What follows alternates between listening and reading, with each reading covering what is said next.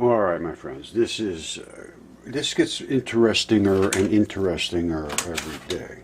Now, you all know where I am coming from, and what I do is virtually everything. So everything excites me, everything interests me. I have a little knowledge about a lot of different areas. So I'm trying to figure out this coronavirus. And I'm thinking to myself, this virus is exactly like an enzyme, identical to an enzyme. So I should look up viral enzymes. So, because an enzyme is what bacteria makes in your body. All right? And that enzyme is nothing more than a program. Okay? Follow me through on this. We are computers. Here we are right here. We are literally computers. I'm going to tell you this right now. We literally could be living in a computer program. I'm serious, and I will tell you why I can say that. We literally could be living in something like this.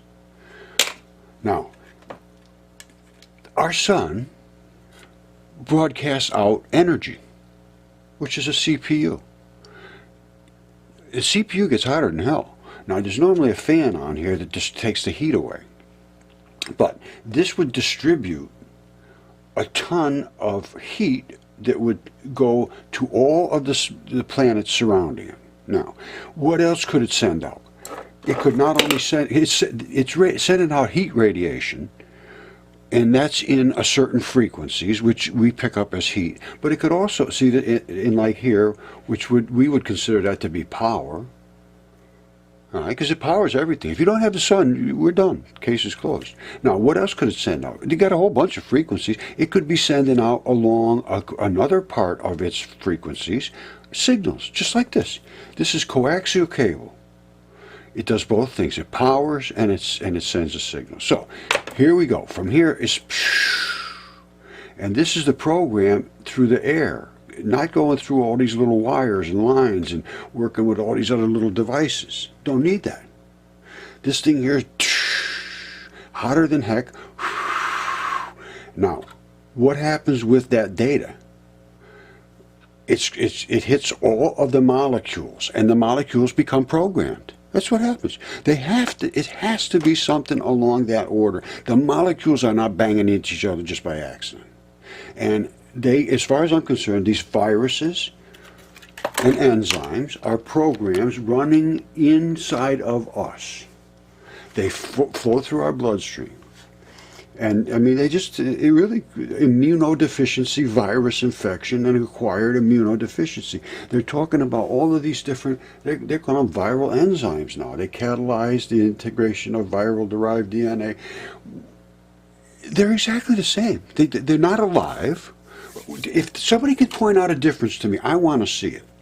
You know, you think, oh, a virus is something going to hurt you. And an enzyme is something that's made by your body to heal you, to fix you, to break things down, to make them available for whatever reason. But it's a breaker. And so is a virus. They both go and break things. So here's the way I'm looking at things right now. Now, the solar system is a computer. Our solar system is a computer. The sun is the power supply that drives, and really the whole thing is powered by us being ripped through the solar system, through the universe, and scrubbing, making the sun overheat. The sun is not a fusion factory. The sun is overheated because it's being ripped through all of the space that's in front of it, which is loaded with particles. It's loaded. It's sunlight, and all the particles is in front. We're scrubbing through it. Everybody knows this. I don't know. I'll show you a GIF of it. It's very, very simple to see it. And what's going on, once it leaves here, I'm not sure what happens. Mercury could be the driver chip. It could be because you got input outputs. So this is it gets a little complicated, but it's not all that hard to understand. These big integrated circuit chips now do almost everything, and then they just have drivers that drive your display, drive your printers, drive your this, drive your that. In my business, we had a ton of peripheral devices, cash drawers and monitors and video cameras and scales and all of that stuff. But anyway, it was the system I worked on was literally an organism. It handshaked every time. He says, okay, I want you to do this, and then it would send back a signal. Okay, I got what you said, and here's the signal back that says I did what you told me. Bing, bing, bing, done. Or it comes back with an error code. And then the error code goes to a DLL, which is a dynamically linked library, that says, okay, that means that error code means the plug from, and it was a huge library of errors. So we knew immediately what the problem was. So anyway, that was a deadly system. All right, now, so we got a solar system that is a computer. That's us. We're inside of a computer. Let's think about it this way. So what does a computer do? The only thing a computer can do is send out signals. Right? It can't do anything else. Once the signals go from there into a device, the device does the thing. The cache drawer pops open. The display lights up. Some device starts running and spitting and printing and doing all kinds of things, whatever it is. So we got the sun as the power supply. Also, I would think it's sending out the signals, because I think, they talk about, well, let's look into the text, what it says about it. Anyway, I think that's a master of everything. The molecules are the programs, the little molecules that are being affected by these frequencies, turn on and off, and they're the programs. I know people are talking about this 5G being a problem, and I got to be honest with you, I do not like it. Anything in that range that's a water shaker. All right, your microwave, it's the same frequency as the microwaves coming inside of your microwave oven. And what do? They vibrate water so violently that it heats, it boils. Well, they say, oh, it doesn't penetrate enough to do that to you, 5G. It just sort of tickles you outside. But it's tickling those molecules at that frequency. Now, it may not be, because it can dissipate. It can dissipate quickly because you're a gigantic mass. And it will move into you. But if you're a bacteria or you're an insect or something like that, I don't think the outcome's going to be so good. And I have seen aphids just like that on a bush with the radar, and now people were there. They weren't shaking like that. So we got to work back down the chain and start thinking a little deeper about the things we do. So like I said, I was concerned about viruses and enzymes. They're the same thing, identical. They're programs. They're programs. They're not alive. They invade cells. They go inside the cell and they dump the program. And the cell says, what do you want me to do? He says, well, read the program. He reads the program and says, oh, you want me to make some NO2H617 or whatever it is. He says, exactly. He says, how many you want? Just keep making them until I tell you not to. And he says, okay, we don't need any more. It's all done. The guy's either sick, or he's either healed or he's dead. That's the way it works. So, and because the cells are the ones that actually produce those things, the bacteria create the programs. The programs go into the cells, and the cells create the products to do whatever they're told to do by that program. So, what does that give us? That gives us a huge thing to think about. Because if molecules are the programs, and I say they are, and I don't see any other way they can't, when you attach, they're always the same set of molecules together, do the same thing. That's a program. So if life is from bacteria, which are the programmers, the bacteria are the programmers. All right, you're loaded, you are flushed, slaughtered, slathered with bacteria. Every part of you, your nose, your eyeballs, your ears, all kind of places I don't normally talk about. Everything is just totally loaded with bacteria. Now, not only that, when an infant is born, the first passage through the vaginal cavity is the paint for life. That's your paint to keep your body protected. And I mean, it's not just as it goes over your skin, over the top. When you're going through there, you're getting everything. It's going to be actually going inside of you too, I'm sure. I don't know what studies they've done to really see what all that happens. But anyway, let's go past that. I'm saying they're enzymes and they're viruses. So now we know that life is from bacteria, which is the programmers. The programmers create enzymes and viruses. Well, to me, they're exactly the same thing. They break molecules. That's all. They attack. Sometimes the things they attack hurt you. Sometimes the things they attack are the things that were trying to hurt you. So they're good and bad, but they're the same thing. Exactly the same thing. So both are programs. In my mind, no difference whatsoever. Created by bacteria, designed to destroy. Now, some destroy what you want them to destroy, and some are terrorists. I mean, this is the way it works. All right, now, where does that give us another thing, though? See, if they are really programs, and somebody programmed this, you don't get a program without a programmer. And we're going to get into Pistis Sophia in a minute, because you cannot have programs without somebody programming it. And the elegance of this program, which we call life, and our solar system, and everything that's happening is so freaking unbelievably elegant. It's just amazing. So, I'm saying there's a programmer. Now, if you start reading back in the text, you get to the program where they said it was Pistis Sophia. She was the programmer. Now, there's supposed to be 24 elders that are apparently the top programmers working under God, the big God, big G God, who owns everything. Or I don't know how that works. I got to be honest with you. But I'm going with there's a God, and his son is Jesus Christ. And after that, it's all a bunch of programmers. Now, there's 24 programmers, apparently, and they have a male and a female counterpart. Is the way I'm taking it, 12 sets. Could be wrong. This is where discussion opens up. Now, Pistis, though, she went rogue. All right, Pistis, she went rogue.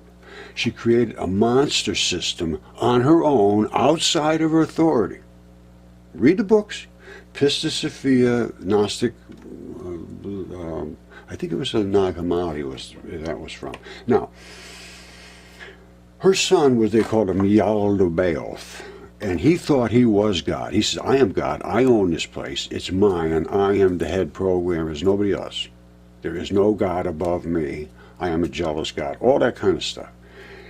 And then it went crazy after that, and I don't know exactly, there's a lot to speak about, but all I can tell you is you've seen what I've shown about the giants. You've seen what Tyson has out there. Absolutely amazing. You've seen what Greg's found down there on the East Coast, and I've shown everywhere, in Morocco. It's everywhere.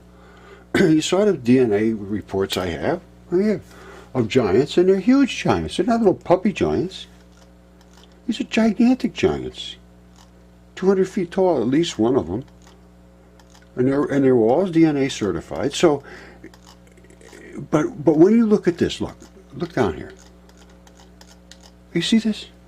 CTAGs, CGC, all that stuff is on and off program codes. Now, not only are these the program codes, you say, well, how could that run life? Right, exactly. There's almost nothing here.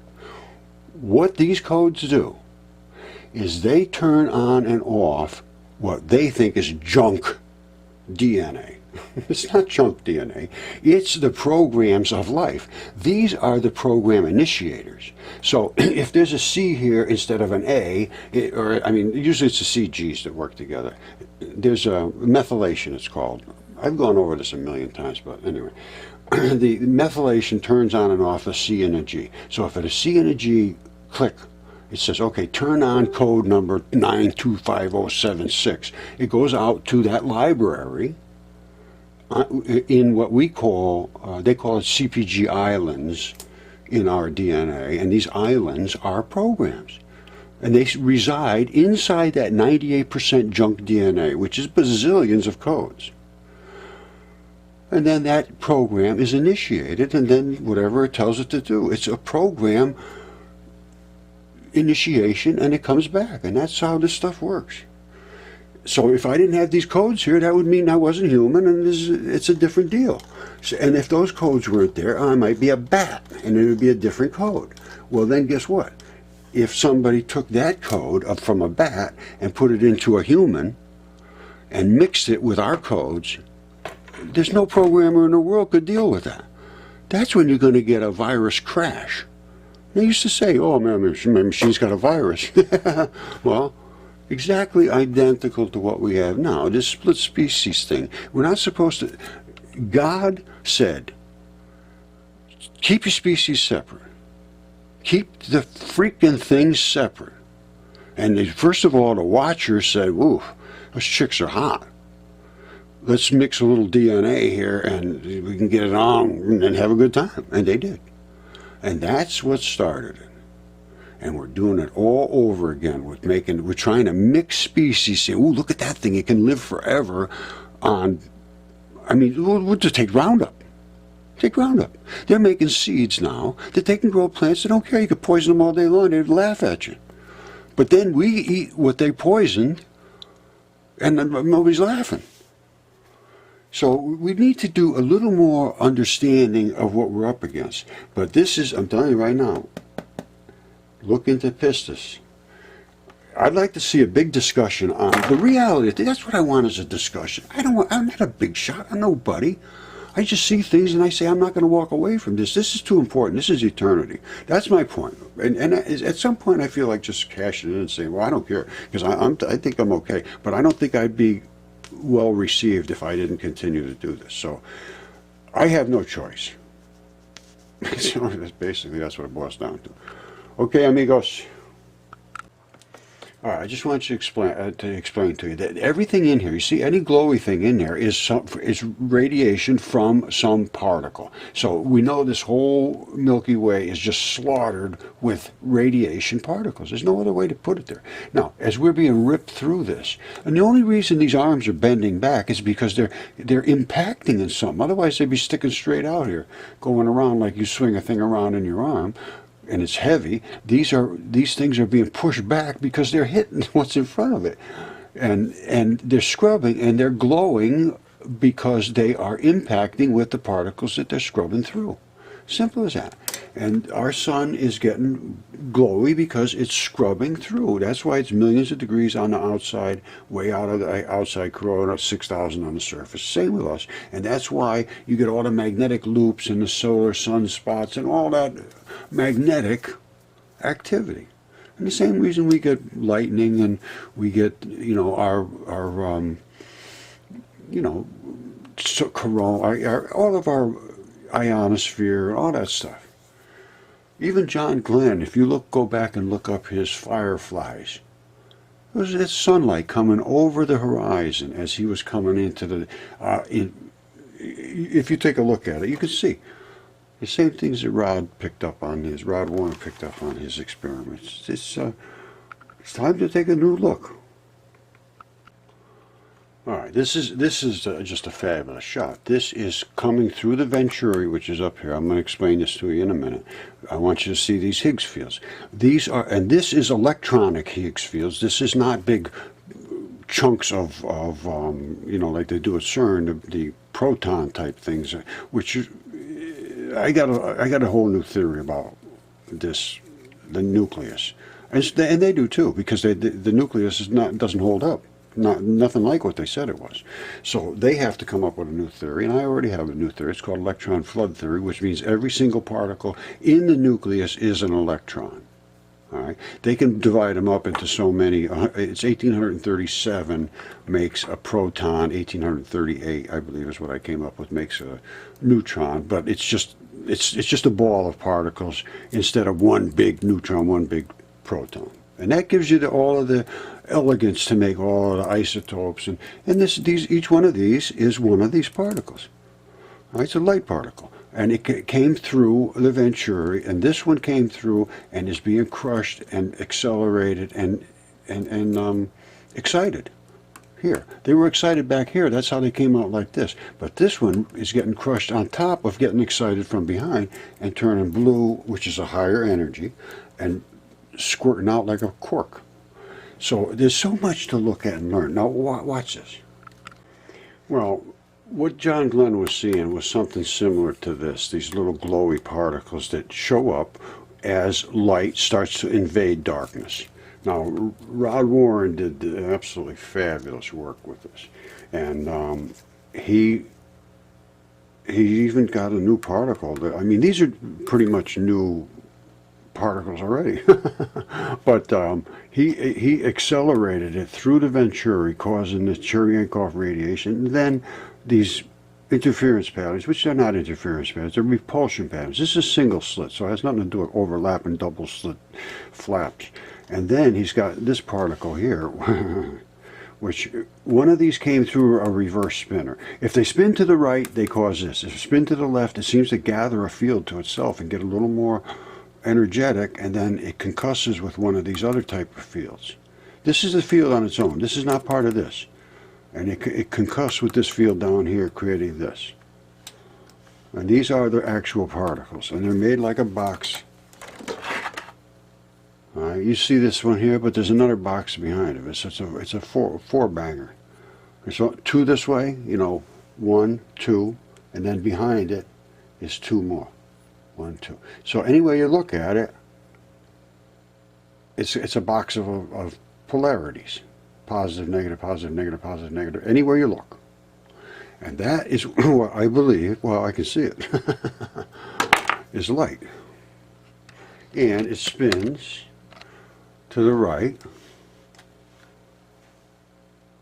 and drifts to the left. So it's drifting to the left. It's expanded here, contracted up there. That means it's slowing down. So he's accelerated, it's slowing down, it's a particle. It's everything that's been thought of is just not correct. All right, so let's see if we got anything else to say here, John. It was just as the sun was coming up. I can still see just a few of them now, even though the sun is up some 20 degrees above the horizon. I still have some of these little particles coming around the capsule occasionally here. I can see them against the dark sky even on the day side. Over. All right, so you have to be against the dark. And those lights, those particles are coming, they're particles, just like little bullets. And they're coming in and they're interacting with the electrons that are already in that space. So they're coming in, bam, they're hitting. And now they're exciting it. It's the nature of the way light lights up. You shine a light at something, it hits it, it makes it glow. There's no mystery here. I mean, let's see if there's anything else we want. Well, let's look out here. Here goes. Almost swiftly, most of them appear to be moving at about 3 to 5 miles an hour away from me. I'm going just a little faster than they are. Over. Only really unusual thing so far beside ASCS trouble were the little particles, luminous particles around the capsule, just thousands of them, right at sunrise over the Pacific. Over. There you go, right at sunrise. This is Friendship 7. I did not think they were from my control jets. Negative. Over. Roger, Friendship 7. This is Canton. We have DM solid. Go ahead. Over. Roger, this is Friendship 7, and now that sunrise is starting, I have all these little particles coming around the capsule again, just at sunrise. Right, it's just what it is. It's just at sunrise. It's amazing. And, you know, obviously, those particles are coming from the sun. They're interacting with the particles that are in the ionosphere. The particles in the ionosphere are free-floating particles, are free energetic particles, just like the ones I showed you in the light experiments, where they were all white glowing particles, all in the air, just identical to that, because they were being concussed by the radiation wave of the sun. I mean, that's what it is. Consider that to be the sun coming into a dark area, and all of that stuff starts to glow. It's exactly, there is no difference. Zero.